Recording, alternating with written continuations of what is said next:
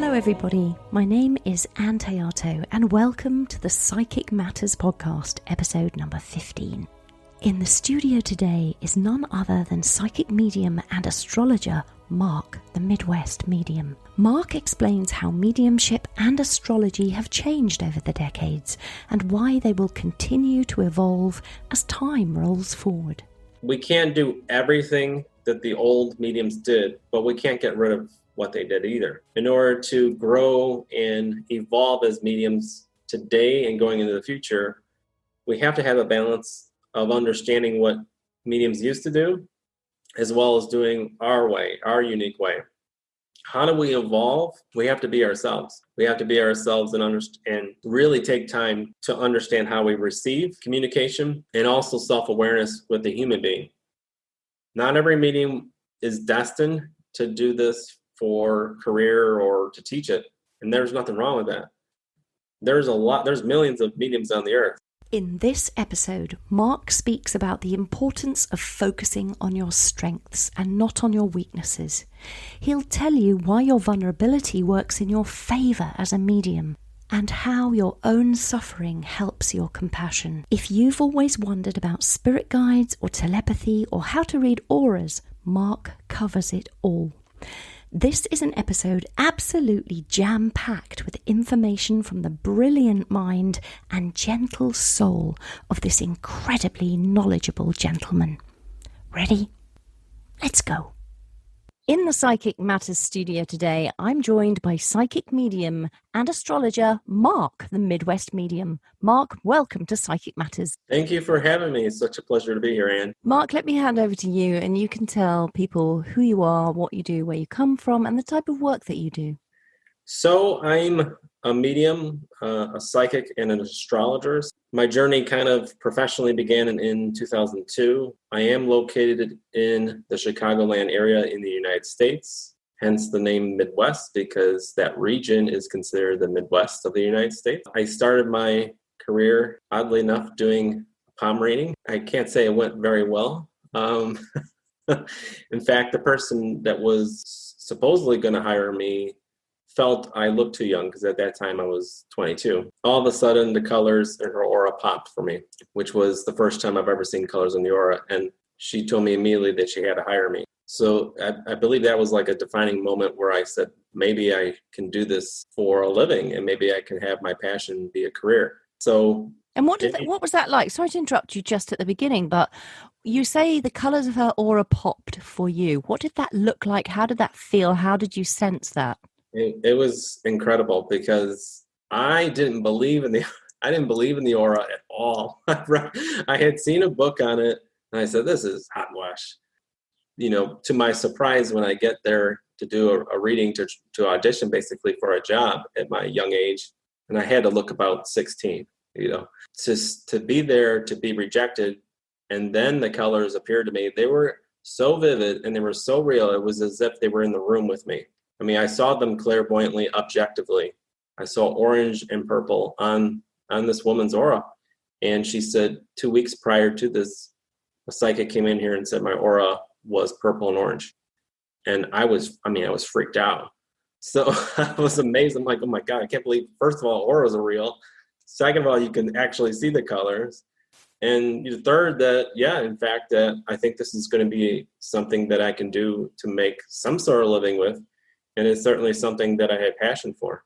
But between 2002 and 2011, there just really wasn't many opportunities to sustain an income to live off of. So I did normal jobs, and I even eventually got into clinical psych for a short, brief time. But I did everything in this sort of line of work. I did like the phones, I did chats, I did stores, centers. I've done platform. I've been on radio, television, you name it.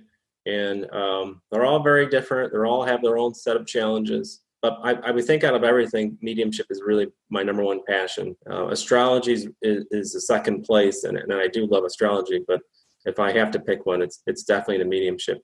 But I can say this, and I'm sure many other people who are listening can relate. Anytime you use some sort of other tool to help you, it does strengthen your insights as a medium. And I do feel like astrology has helped me as a medium. And it also has opened me up to understand life a lot more as well. That is kind of the short, very brief summary of who I am and what I'm doing. Gosh, that's amazing. Let's talk about your training. So where did you train? How did you learn all of these different faculties and skills? Mostly on my own. So literally for the palm reading, for instance, I just picked it because I didn't have cards. That's literally, someone said, why don't you get a job because we think you have ability, which was another psychic. I wasn't formally trained. I just saw a book. I saw a line. I go, oh, that's what a line on a palm is. I guess I'll read it. And I did. I was never trained on the aura. No one ever told me, first of all, you could see the colors like that. So it was freakish. And then, as time went on, eventually I got to a place in my life where I said, maybe I want to take it a little bit more serious and try to push this. The mediumship too, I really wasn't trained. I had opportunities to sit in some circles here and there. I even sort of gotten friends with like a psychic store where I got a break. I was lucky to get a fortunate break. But I was really on my own. I mean, I was kind of on my own. I call it a baptism by fire. Not many people do like go from nothing to professional just like that. It just doesn't happen. But I really didn't have a choice. There was no classes. I mean, today you have a lot of options, and believe me, do that. Like I teach now, and I tell my students, please take the classes. It was a lot of heartbreak when you don't have formal training. It's a lot of lumps. It's hard. They call it hard knocks of life. Well, you ain't kidding, because I mean, it's rough to have no training and no help and no real guidance, and then sit in front of strangers who are very skeptical and, not really go easy on you. It's not a real fun experience. You want a little bit of some sort of gentle sort of guidance along your way. How did you keep going and not get discouraged? Well, I was here and there. I was discouraged. I did meet other professionals that were psychics and mediums there was a lot of them that were able to say, you do have ability, keep going. And some of them would basically kind of chat with me informally. Most of my help, though, for my struggles, I got read. So I would pay for reading. And I would say, oh, I like this type of style. I like that type of style. Not a lot of people do that, though. And especially today, I don't like a lot of my students say I've never had a reading. I go, you should get a ton of readings from a ton of different people from all around the world. And then you can see, oh, I do that. Oh, I don't do that. Oh, that's me. That's not me. And you can compare and contrast. And really, that's kind of how I molded myself as a reader, because you can be a psychic and a medium, but it's different than actually presenting readings, because you have to have sort of an organization to your methodology, presentation. You have to put the client's interests and their emotional needs. All that stuff, it takes a while. I kind of got my understanding of what a reading was, the structure and all that, just by being read from other people. That's honestly that. But later on, and I had other mediums, and there's a lot of them, so I can't name them all because they'll get mad at me if I don't name them. And they've said, oh, keep going. Basically, you can do it. And so that's really all you need. I feel like if you just have this acknowledgement that somebody's listening, it's really the best gift you can give them. Sounds to me like you had always had a great faith in your own ability to do the job in the first place. Well, yeah. So that started at 3 years old. So when I was 3, I remember it. I'll never forget this. Hopefully I never forget it. I remember I was 3 years old taking a nap. It was 5:00 at night. It was winter, just when it gets dark. And I sat up in my bed. I looked out into my father's room, and there was my grandmother, and she was in spirit. And I was like, I was totally captivated, completely captivated. I saw her objectively, clairvoyantly, as if she was in the room. But she was about a room over. So she wasn't in my room, but right at the foot of my dad's bed. Like she was really there in person, in flesh and blood. As if she was a real person, flesh and blood. So I was like, oh my gosh.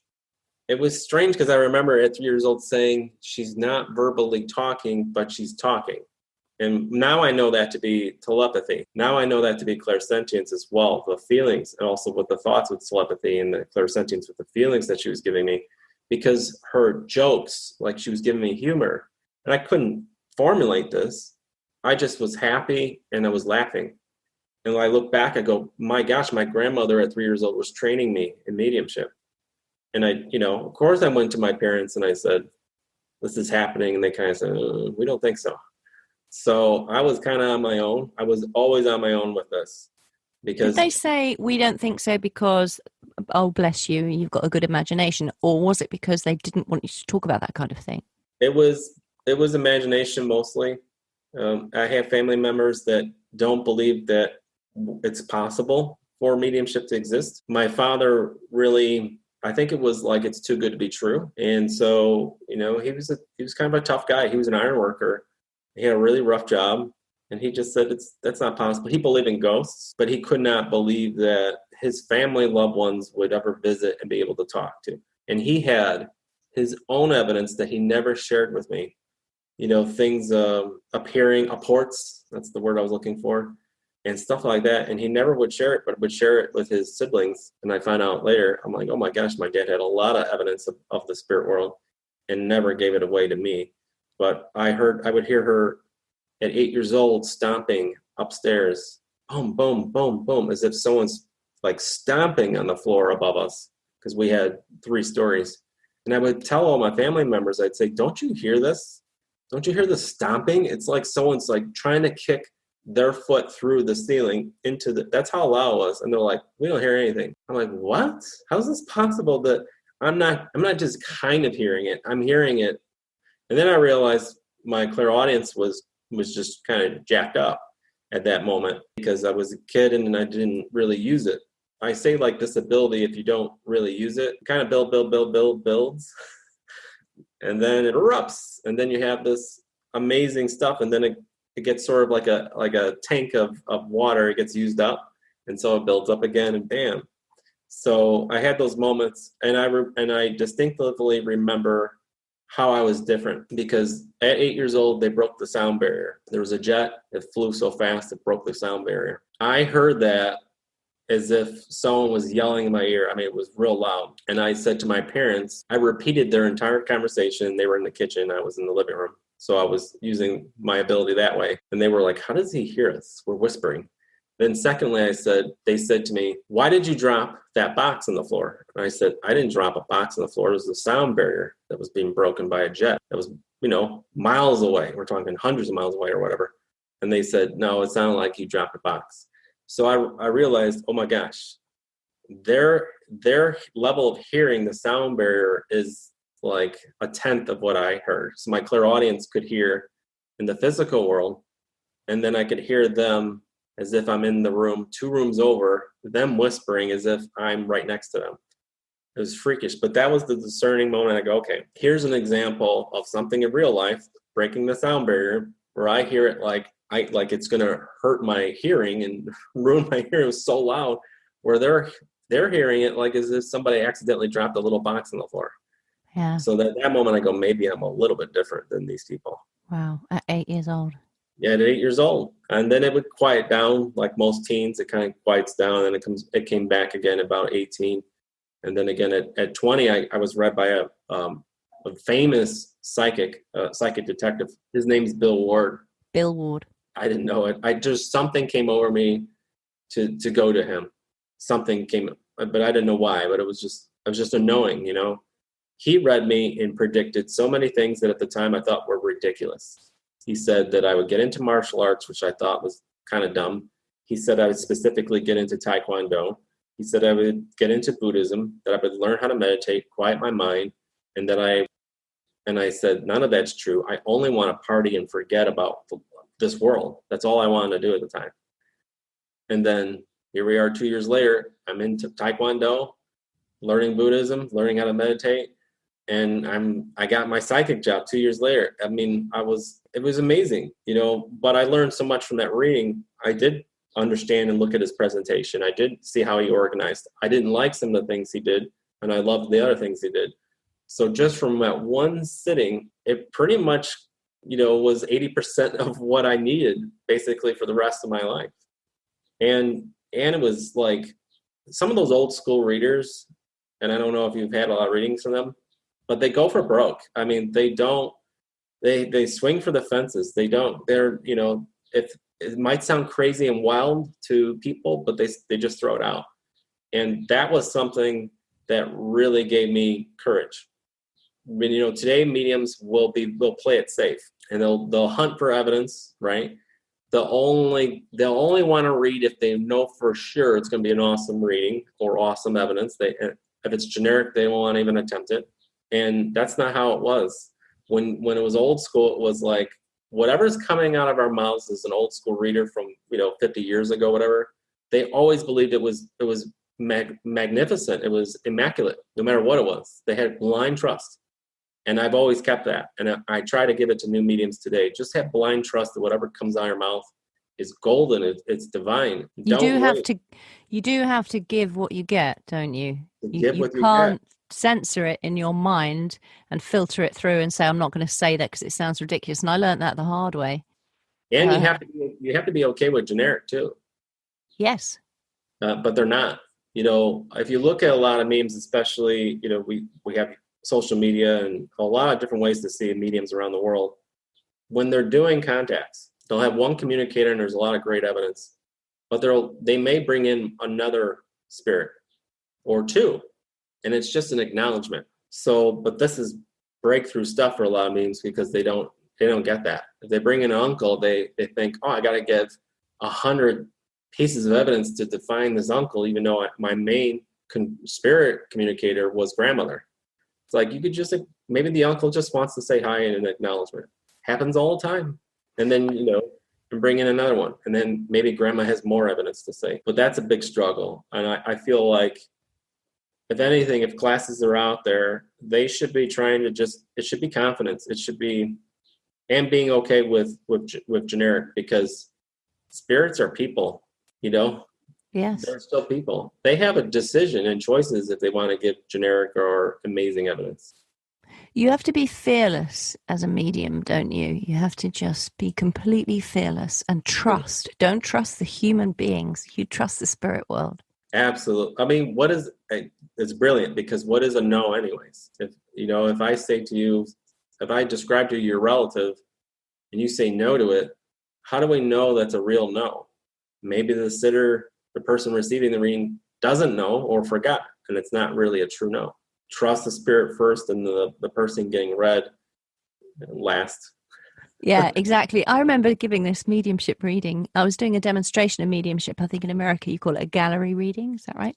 We still call it demonstration. We're starting to steal your stuff. So. And I remember it was in Billericay. It was in Tony Stockwell's Soul Space, and I was training with him on one of his mentorship programs. And the person I had in the spirit world, I said, I've got a hunter here, and I can see him walking across the ice, and he has animal skins, and he's dressed in animal skins. And I looked at the audience, and all I could see was a sea of white people, sort of middle class, working class people. And I was like, how on earth is this ever going to fit anybody? But I had to just keep going with it. And sure enough, it was taken, it was placed. I was able to give much more information than that. But it just goes to show, if I'd have seen that person and thought in my mind, I'm not going to give that out, then I would have failed the spirit world. Absolutely. Absolutely. And sometimes it's like that. And I always say this, especially when you're doing a gallery or demonstration like you were just talking about. Yeah. It's like mediums walk into a room that has no light, completely black, and we're expected to kind of walk around it and act as if we know what we're doing 100%. And it's like, I say, it's like doing a tightrope walking without a net. We don't get a net. We got to go out there. We don't know what's going to happen. Yeah. And on the fly. And it is fearless. Absolutely. Yeah. So, and it's only by doing it, I think, practicing and continuing to do it, that you trust the spirit world more and more and more, because I've got a background as an actor, and I know if I step out on a stage, I know that script backwards. I know exactly what I'm doing, what I'm about to say, all the feelings I'm going to generate. So you know what you're doing. Or a musician will know the song, the lyrics. A stand-up comedian will know his routine. But as a medium, we stand up there so vulnerable, we don't know anything. Vulnerable because we don't know anything, which is really freakish, right? And the second thing is that unlike kind of like comedians, because there's that skepticism, and even audience members for comedians, they sometimes don't believe this comedian's going to be funny either when they come out.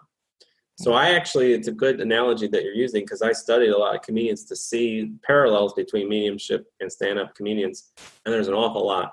The brilliant Jerry Seinfeld said he doesn't let anyone introduce him by giving all these wonderful adjectives and like, Jerry's wonderful, great, he'll make you laugh. He doesn't let them do that. Same with mediums. I always say, try not to let people introduce you to say how great you are, because when you do that, and even with comedians, the audience will fold their arms and go, okay, prove it to us. Yeah. So Jerry will literally run out on stage before someone can overdo it by introducing him and going and saying how fantastic he is. He'll run into stage and get right into his act, because he knows because we're in control, and so is the comedian. We dictate it. I always say, you have to trust the spirit world, but I like to think of it as I have more confidence than the spirit world. That's how I approach it. I tell my students, you have to believe so blindly, you have to have more confidence than the spirit world has, because some of those spirit communicators are still making up their mind. They're still deciding, I don't want to know if I want to use Ann or Mark tonight. Maybe I can do this, maybe I can't. Maybe they're clairs, I can use those, maybe I can't. Maybe they're frame of reference, I don't know. I don't even know what I want to say. Should I apologize? All these things. So if you kind of have this positive confidence for them that you can do this, come closer, I got you, I got your back, and I will represent you, whether you want to go on and give fantastic evidence, or if you just want an acknowledgement, I'll honor both. That's really the thoughts that I send out to them. And no matter what the audience is saying, even if they say no to something, my thought back to the spirit is, don't worry, don't let that throw you, I got you, and they keep going. So I would say we have to have more confidence than not just the audience, but the spirit world too. And how do you teach your student mediums to deal with a no? First of all, I think organization and structure of how you're presenting the evidence is critical to understand what a no is. If you give out 100 things to describe a grandfather and somebody says no, what are they saying no to? Did they say no to the color pants he wore? Did they say no to the shoes he was wearing, or his hair color, or his glasses? So I try to get them not to just go on this sort of treadmill of evidence and bombard somebody.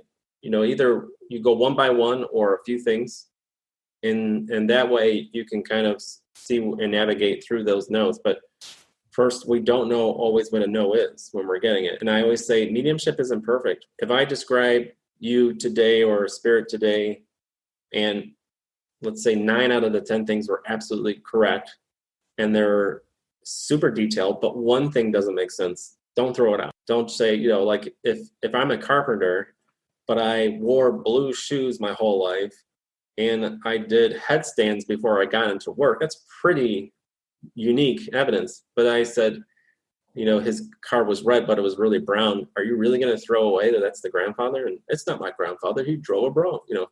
I said, we got to use common sense too. Yes. It's not perfect. And so I always check in. We call that checking in. Does that make sense? Not for me or the spirit, but for the recipient.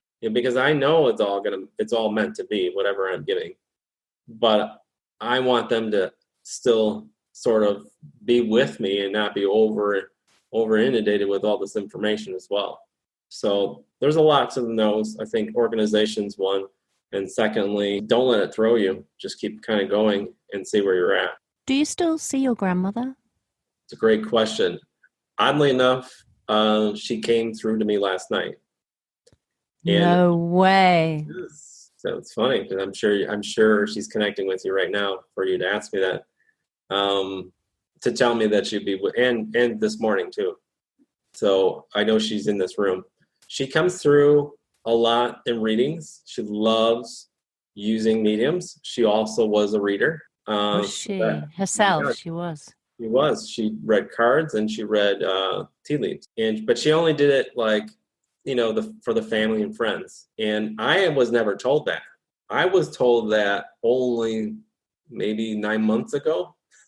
Right. So I went my whole life, nearly 4 decades, not knowing she was a reader. I had mediums tell me, and she told me she had ability from the spirit world. but I had no one living to verify that stuff. I just had to rely on my ability and the communication from her to say that. But yes, I don't see her objectively clairvoyantly like I did when I was 3. That doesn't happen. So when you say you feel she's here now, how does that feel for you? For me, her personality is one of the first things. We call that clairsentience, where you can feel on a mediumistic or psychic level, and I can get that. Her laughter, I can see her smile. She sends me thoughts telepathically, all this simultaneously as I'm talking to you. She's doing this right now. And I feel like she'd put a drop into your head for you to ask that. I don't see her clairvoyantly like I did before, but I do see different spirits like that. Even ones that I'm doing a gallery for, I'll see them like they're in the room. We call that objective clairvoyance. Spirits, they won't always, if you have multiple clairs as a medium, they're not always going to use the same clairs. That's another big myth. And there are some mediums that will only have maybe one sense, like clairvoyance, while others will express 6 senses. Clairvoyance, clairaudience, clairsentience, claircognizance, clairalience, clairgustance. That's a lot of things to say for people that don't understand what the clairs are. Could you explain that for those people that may not know? So there are 6, at least 6, and there might be more senses mediumistically that the spirit world could potentially use. To see is clairvoyance. So when we see some, symbology in our mind's eye or actually see a spirit, that would be clairvoyance. Clairaudience is to hear internally, externally, subjectively, objectively. To feel, some people feel medical ailments, some people feel personality, and some actually feel energy. That's clairsentience. Clairalience is to smell.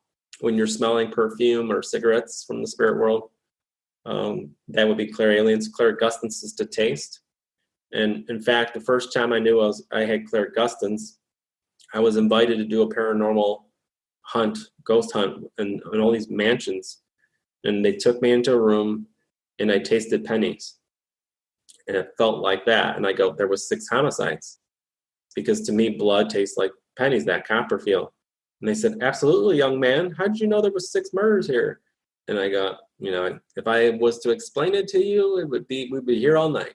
So then the last, of course, claircognizance, which is if I believe there's one clair that we might possibly have, which I can't prove that, it's just theory, it could be claircognizance. I know there's a lot of people that want to say it's clairsentience, but I know there's not. I know mediums that are not clairsentient, so it's not that. Claircognizance is to know. And I think under that umbrella, we have modern day, new age, and all these other people that call themselves channelers. I really think that's claircognizance. Also, telepathy is sort of under that umbrella of claircognizance. It's just a kind of a more defined, more psychic versus mediumistic with that. But you do use telepathy with mediumship too. That's a lot. And again, we shouldn't be training mediums to forcibly say you can get all these. We want to focus on medium strengths, not their weaknesses. Yes. And then a lot of classes that I see, they're trying to force mediums to be something they're not. Instead of, let's look at what they do, let's look at their strengths, and how do we further unfold them. There are some clairaudient mediums, but not everyone's clairaudient. Some of your clairs may be here for a year and then get quiet for other years. And it's not right or wrong. Just because someone doesn't have 6 clairs for their mediumship doesn't mean they're a worse or inferior medium to another one. It's just the spirit world needs many, many mediums. It needs this. Your unique story is what they need to say hello again. It's interesting because some of my senses, some of my clairs come in and then I don't use them for ages, and then you might use another one. Like maybe I might taste something one day, I might smell something in another reading, I might clearly know something absolutely without shadow of a doubt. So it does depend on circumstances, who you're reading for. And it depends on you, depends on them, circumstances, and the spirit communicator. Yes. I mean, that's a lot. And people, And I think new mediums that I talk to, they think it's just them. And that's such a shame, because then they have no peace. They feel, oh, I didn't get not just the clair, but maybe the particular piece of evidence wasn't as strong as they wanted to.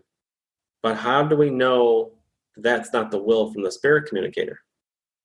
Yes, you can't impose your own will and give what the information you want to give, or you have to work with your spirit person and be in a position of receiving the information. Yeah. And, that's brilliant, and realizing there's still people. So I try to get new mediums not to have this habit of going, I failed. Because what's the spirit world's listening. You're like, whoa, Mark or Ann said that wasn't a good reading. Maybe I don't want to use mediums anymore. Now you've put off some spirit communicators. They go, man, I gave it my best. I gave it my best, and they said the evidence isn't good. Well, maybe I don't want to try again now. So I say, whatever it is, no matter if it's short, long, unique, or generic, whatever name you want to give it, please just realize that this is a miracle. If we put the intent that it's a spirit who's in this invisible world in heaven saying hello to someone here, that's a miracle. I always say too, imagine if you passed away, didn't know mediums were real, go over to the other side, and somebody says, hey, Ann, did you know you can talk to the earth again? You would say, well, what? No way. No, not true. You're like, yeah, look at Crazy Mark and Crazy Ann. You can go say hello to them, and they'll be able to talk to my niece or to my granddaughter again. Yeah. So that's pretty special. It is. It's really special, and that's beautifully put as well. So how do you think, in terms of how mediumship is evolving and changing, what are we doing now? What did we do before? And what does the future hold for mediumship, do you think?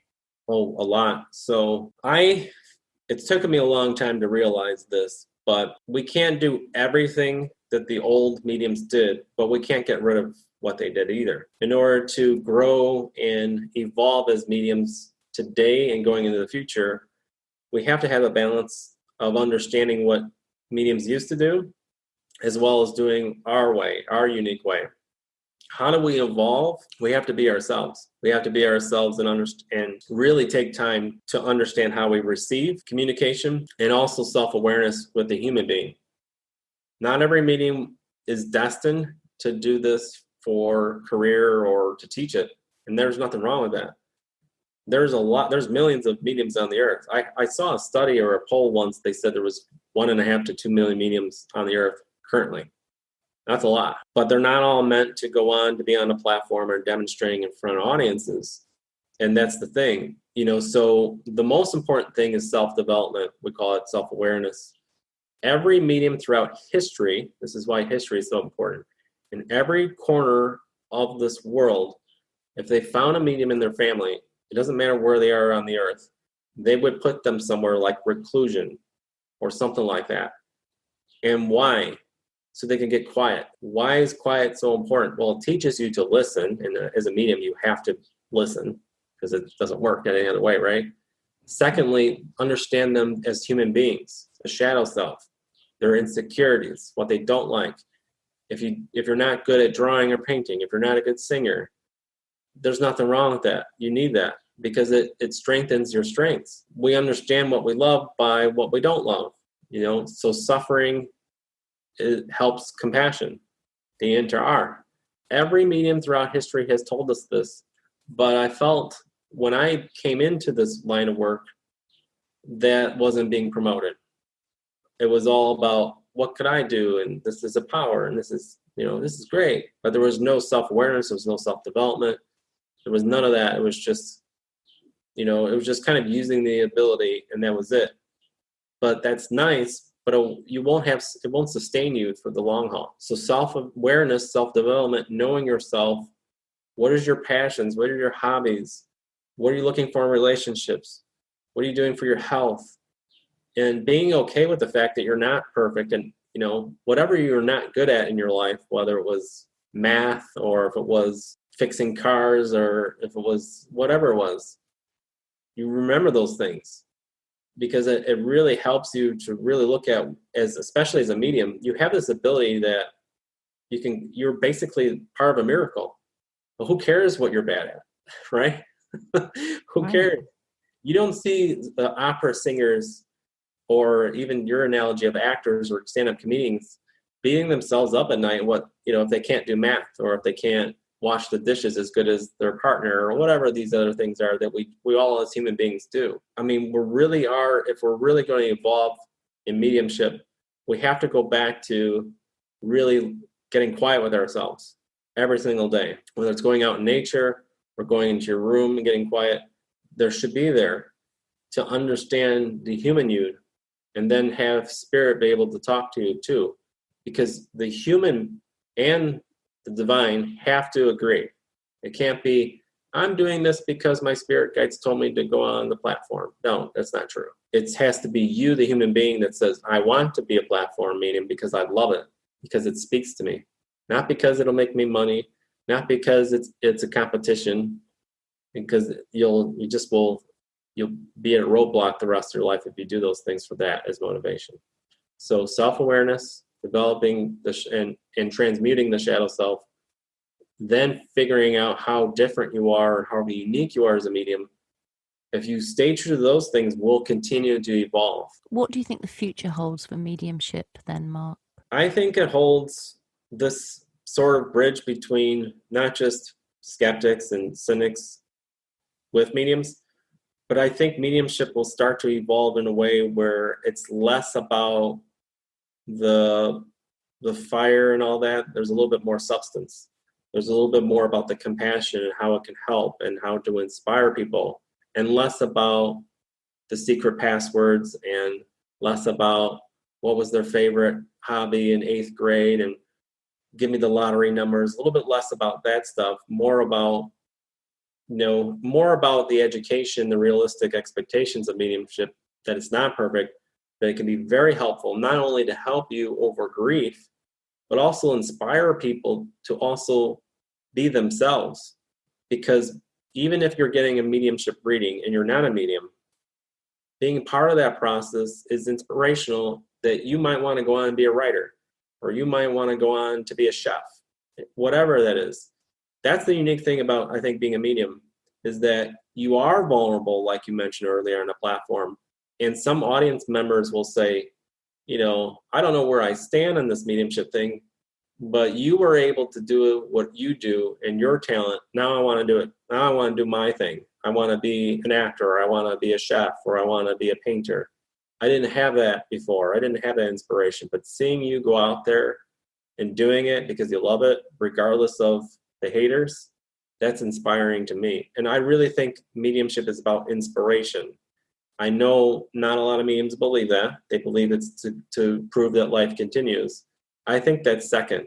I really do. I don't think mediumship is about proving to the world that the communication between the two worlds is real.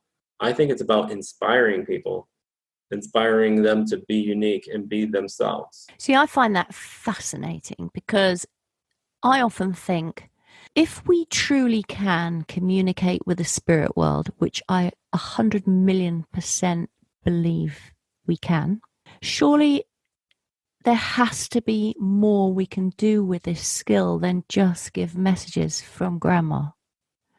There must be something far more important and vital that we can bring to the world through this unique communication, two-way communication.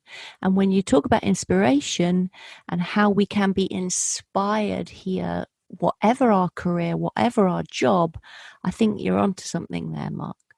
And it shows you're right. I mean, it's not about the evidence and the messages and, wow, I wore green shoelaces when I was 7 years old, and only the medium would know that. It's not really that. Why is, grandmother communicating with you? I have a sibling that says, well, I never met that relative. And I say to that sibling, if I was in the spirit world and I had a grandson or granddaughter, I would move heaven and earth.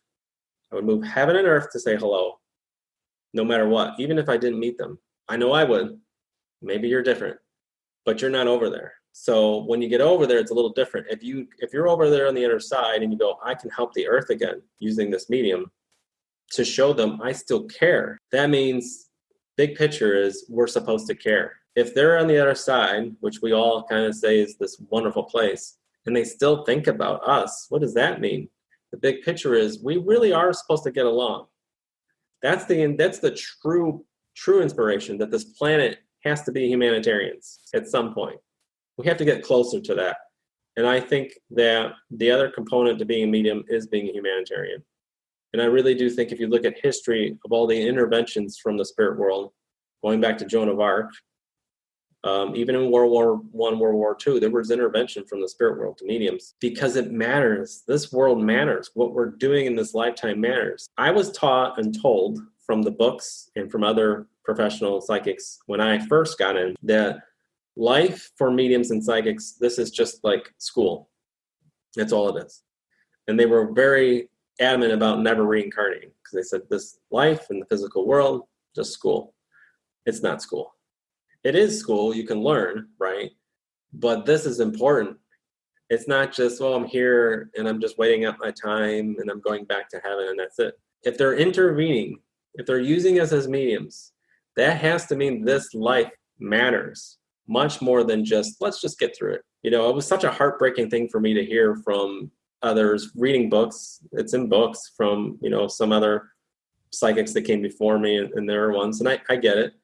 But you're right. I mean, the inspiration to do what you want to do, play out your passions and your strengths, but also try to love one another or at least get along.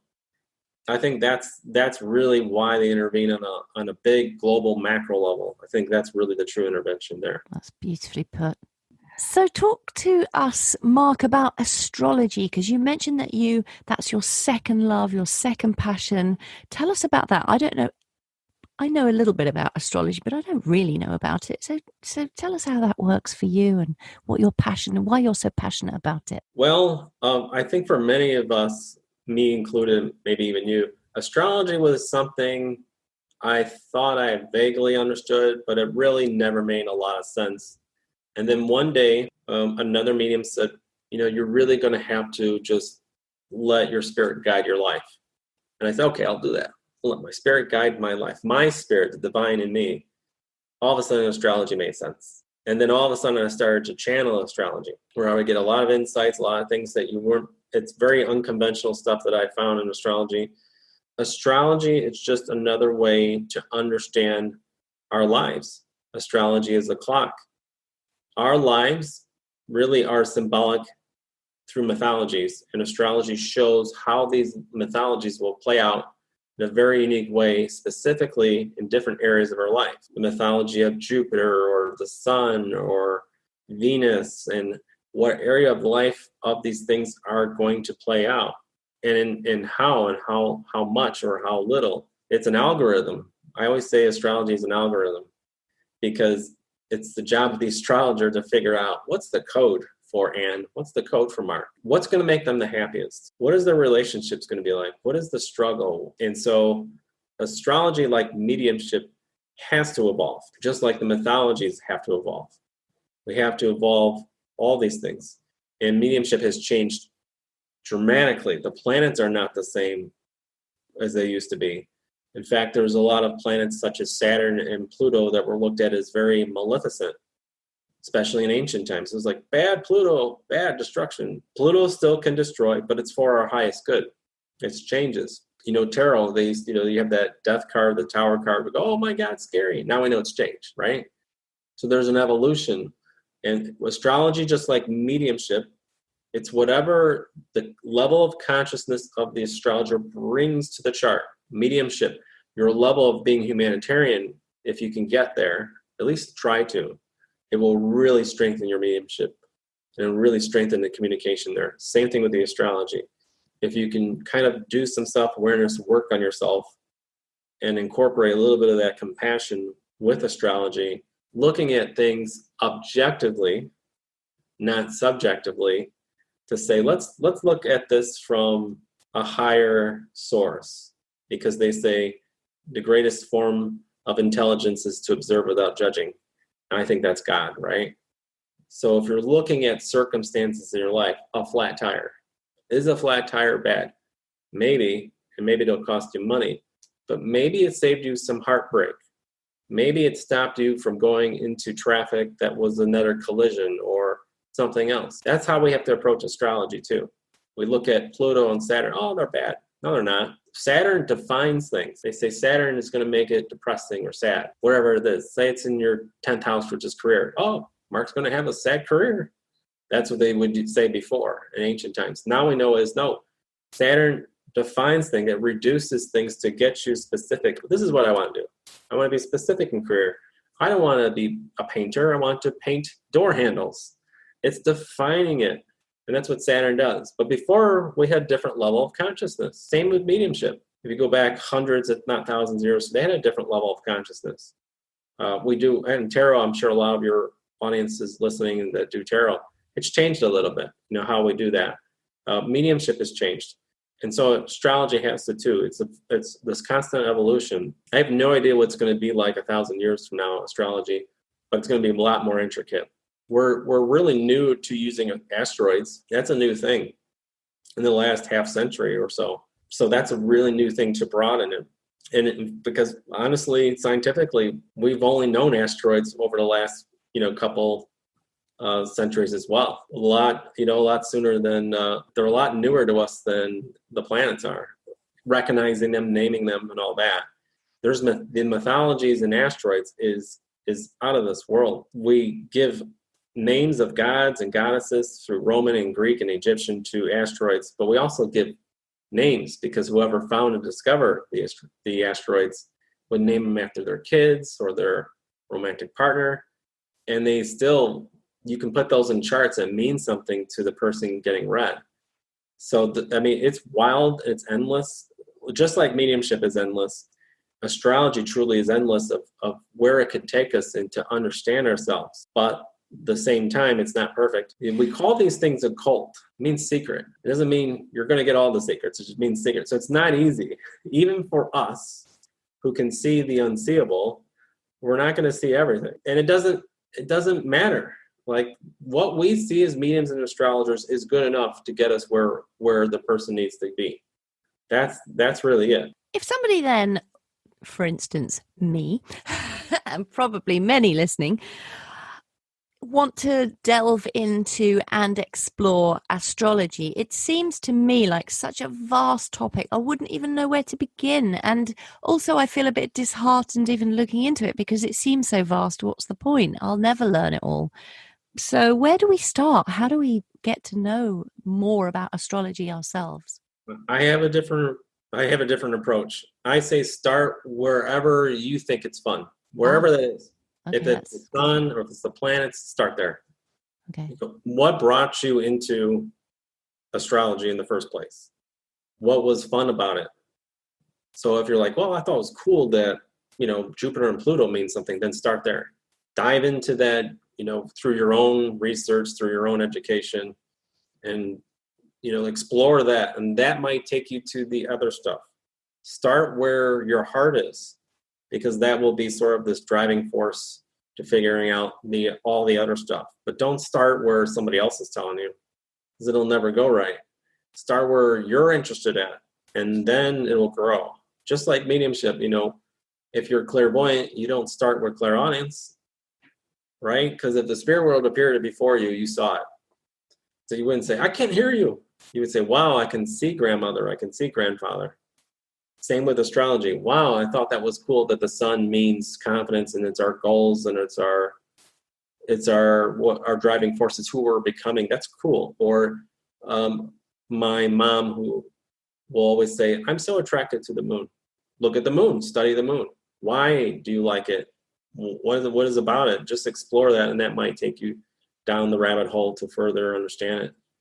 But if you do it somebody else's way and start where they started, that's where the frustration comes in. That's so great. Then it seems like a chore. You're like, oh, but the way that you put it there, you're like, of course, that seems so simple. Why didn't I even think about that? I can't listen. I was never this wise. So don't. Oh, this is all. This is all trial. This is all bad. Like I said, my career as a psychic medium and astrologer is baptism by fire.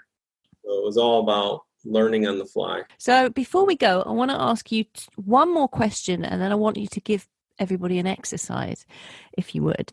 The question I want to ask you is your grandmother, who's present here, I sense her as well throughout this podcast. When she comes around, do you look upon her as one of your guides now, or is she just a helpful family member? She gave that to you, didn't she? Yes, she asked me to ask that ages ago. I was waiting. We double linked, Ann, during this podcast because she told me she gave that to you. So interesting enough, another medium brought her through, and it was a renowned medium, and said, I believe your grandmother's not just family, but she wants to act like a guide as well. So she wants to actually do both.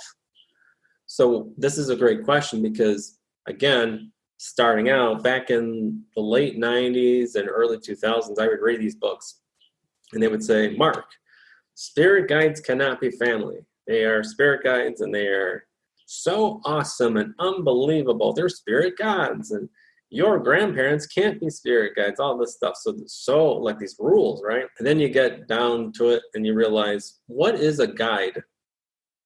A guide is to help, right? To be of some help. Is there spirits that are higher evolved in their consciousness? Yes. But could you have a relative that does want to some degree, be a spirit guide? Yes. Is it as common as people think? Probably not. I mean, there's a lot of readings where I've done where they're like, can't my grandmother be? And she's like, well, she's around you, guiding you or helping you. But here's the thing. Do we or would we really want to ask all of our loved ones about relationships and romance? Would we really have the vulnerability and would we really trust them? Because we remember uncle or grandmother, right? And we never asked them about our romantic lives when they were alive. And now we're going to do that when they pass on. That vulnerability is not quite there. When you have a spirit guide, however, who never shared a life, in this life at least with you, right? You don't have that problem.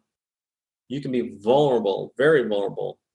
So although it's nice that they're higher evolved, some of these spirits that we call spirit guides and all that, and they do have a more philosophy and insights probably on a deeper level, but I really think it's about the vulnerability that I can go and ask about career or if I want to, or about romance with someone who doesn't have any family ties to me, because I won't ask uncle or the grandmother while they're alive about some of these questions. I'm really not going to have such an easy time doing that while they're passed on.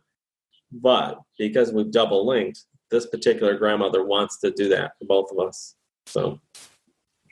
Wow. Amazing. Well, thank you, grandmother. What did you call her? Granny? How did you call? What was her name for her? She passed away when I was 3, so I didn't really have any name for her. Right. Well, when I see her, I just I don't give her a name at all. I've never really have. Right. I just kind of smile. I go, it's you. Really. So that's an interesting. Yeah, I never have addressed her as her formal name is Esther. But I never call her by grandmother Esther or any name. I just kind of go, it's you. Yeah. I know her by the soul, Yes, it's the feeling and the feeling. The knowing of her. So, Mark, would you set can I ask you to set an exercise for people to try at home? Because at the beginning you talked about seeing people's auras. This is a good one. So I say, trying to think of a person right now, those of you at home listening, and pick a family member or someone close to you that you think you can't see their aura. Think of that person. Just if it's mom, if it's dad, if it's uncle, if it's brother, sister, or if it's a romantic partner, just put a word in your head and think of that person. And just as you said, I can't see their aura. Right. Now, visually in your mind or say out loud their name and whatever color comes to you initially, just keep it. So just say the word mom or Susie or Michael, whatever it is, and whatever color comes in, bam, just keep it right away. Even if it's a split second, just go with it. Now, some of you that just listened to this saw it. Some of you did not see it. Some of you felt it. Some of you know it. So if you're like, I didn't see the color, but if I say, well, what did you think? What does your gut say? Oh, green. It's green. Some of the people close to you, you won't be able to see their colors because they're too close to you. So even though some out there are listening and they can see colors in the aura clairvoyantly, There's a lot of audience members that can't see colors clairvoyantly. They just claircognoscently know color of people. There's a lot of psychics out there and mediums that just use clairsentience and claircognizance to read the colors. You can feel colors. I know it's strange to say that. To say, I feel red in somebody's aura. They do. What can you say? They just feel it, clairsentience. And some of those people who feel color are just as remarkable, if not more remarkable, than those that can see it. So that's a huge misconception about the aura, that you have to see it. And there's a lot of times where I don't see, feel, know the color of somebody's aura. I don't need the colors to know how to read them. But it's a nice little add-on, so that's a really great exercise, especially for somebody close to you that you will say, I can't get any color for this person. Just get their name, and instantly, if you felt, know, or see the color, go with it and write it down. And then the second part to that is sit with that. If you got green, whether you knew it as a thought, felt it as green, or saw it as green, write that on a piece of paper in just 3 minutes, 5 minutes, whatever it is. Just sit with a short period of time. And what does that mean to you? To you, not what the book says. Forget the book. Colors are not universal. I know a lot of people are like, colors are universal. Really? Because here in America, white is used to celebrate, and it's a positive. But if you go into overseas, they use white as grieving. They use it for funerals and wakes. So we do have this contrast. We don't always agree on colors. Green to Ann is not green to Mark. And that's important because your spirit gave you that color. If Ann gets a reading today and someone says, oh, Ann's aura is blue, and then Mark comes along and says, no, it's red, it doesn't mean one was wrong. Their colors are not universal. And this is very controversial, but it's true because my spirit and my soul gave me that color for Ann, but another person's soul and spirit saw something else. And you have to be both right, because I'm sure there is, because they can offer a unique insight for Ann that could go on to be very helpful for her as well. That's fabulous. Thank you so much. I'm sure people will be trying that all over the world. That's fabulous, Mark.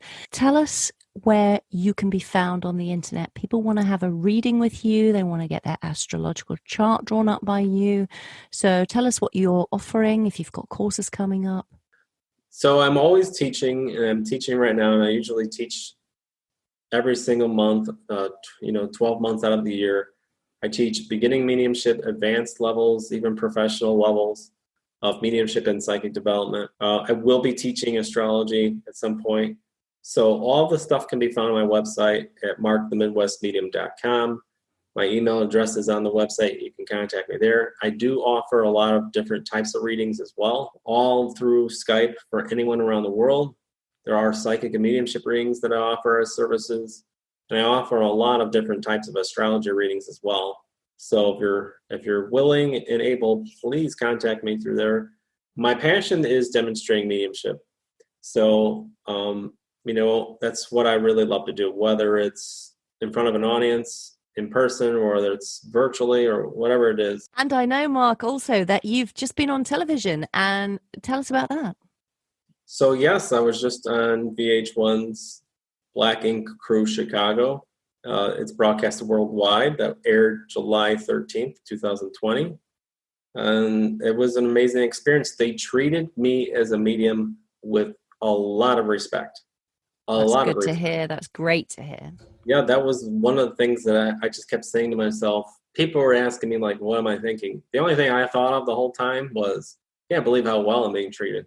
But as a medium, I wasn't told anything. It was called a double blind, or I call it a double blind reading, where the person doesn't know me and I don't know them. And that's usually how we do readings anyways. But to then have to go and perform that and illustrate that, and then it being broadcast to millions of people around the world, is a different level of stress. It was a fantastic reading, I have to say. Your work was beautiful to watch. It was incredible. Thank you. I really appreciate that. It's funny too, because, as a medium, I've been through a lot, and I've done a lot of different types of readings where it's, virtual or in front of audiences. So I'm used to different things being thrown at me, and you never can prepare. Like there's no prep. You just go and you just trust yourself. But as soon as you sit down, your mouth opens to explain it, all your worries go away. And that's what they said to me. Well, do you want our help at all? Like to tell her anything? I go, no, I got this. I'll tell her what to say and what not to say. And all I said is, I just need a yes, no, I don't know. That's all I want from you. That's it. Nothing more. Don't tell me anything else. And I try to get my students to do that as well when I teach, because you're not helping the medium when you tell them. If they tell you, yes, my father was a carpenter in 1975, and now I am the medium, I can't use that. I can't say that now. So you're not helping when people are giving a lot of validation. It doesn't help the medium. New mediums believe they go, can I get validation? I just want to know the rest of the story. And I say, nope, I don't teach that way. But some mediums will say, I want to know the rest of the story. I want to know this person that I just brought through. And I said, no, you don't. Because next week or the week after, that spirit might come through again and give you more information. And now you don't have to worry about it. So when I was there, it was, I can't be more grateful than I am. I really am so grateful that they treated me with respect. And that's the thing that I'll never forget, because there are other occasions where I was asked to do television and I didn't feel totally the respect was quite there, and I didn't do it because of that. This was an occasion where it was just totally fair, completely fair. And that's all I asked. I said, just give me a fair shot here. I don't want anything else. If you give me fairness, then this will be great for all of us. Yeah. And I felt like the post product of that reading illustrated that it was even keel and it was fair by both parties. I felt that's what the illustration. And then, of course, it was an honor. These people did not believe in me. I mean, not in a bad way. They just, they didn't know who I was. So they were like, oh my gosh, like they didn't think like I was a scam artist or anything, but they just, didn't know. So to see them like, oh my gosh, there is another world out there because of what you were able to give us today. They're like, how are we ever going to thank you, Mark? Just do you. That's how you can thank me. It's a beautiful gift to give to somebody. Absolutely. And also, Mark, you've got a YouTube channel. Yes, I love my YouTube channel. It's my baby. So my YouTube channel is quite a few things on there. One, and there's a big astrology sort of resource there that I do weekly videos about the current astrology affecting everybody. It's not sun sign astrology. This is, we call this mundane astrology, where what I'm talking about affects everybody on the planet. So I want to bring astrology to the modern age where it actually can be used to sort of help us and guide us to some degree. But I also have other videos about mediumship there too. And I've created a series of about a dozen videos. It's called Learn Mediumship from Mark. And I did this because I channeled one day. I said, if I want to leave something behind, I would want someone who couldn't afford a penny to pay for a class to not be left behind, whether they're in a third world country or wherever they are. Because I hear that sometimes, that, I don't have any money and all that. And I'm like, well, I have something now that nobody can complain about, that they say they have no help. And hopefully that will be there, forever in the internet and YouTube and all that. But I believe when I made those 12 videos or so, that it was designed to be good enough for anybody who thinks they can communicate with the invisible world to have some help, enough of a nudge, and they can go on and maybe unfold on their own. That's really, I call it my baby because I absolutely love it, but I really wanted to give back in some sort of way so that other mediums out there, maybe 20, 30, 100 years from now will go, oh my gosh, this crazy Mark left behind some videos, and I didn't think anybody cared, but it looks like he cared to some degree, and now I'm not alone with this. So yeah, that's fantastic, and it's a brilliant resource for people to go to, and they can learn so much from you. Thank you so much. Yeah, it's great.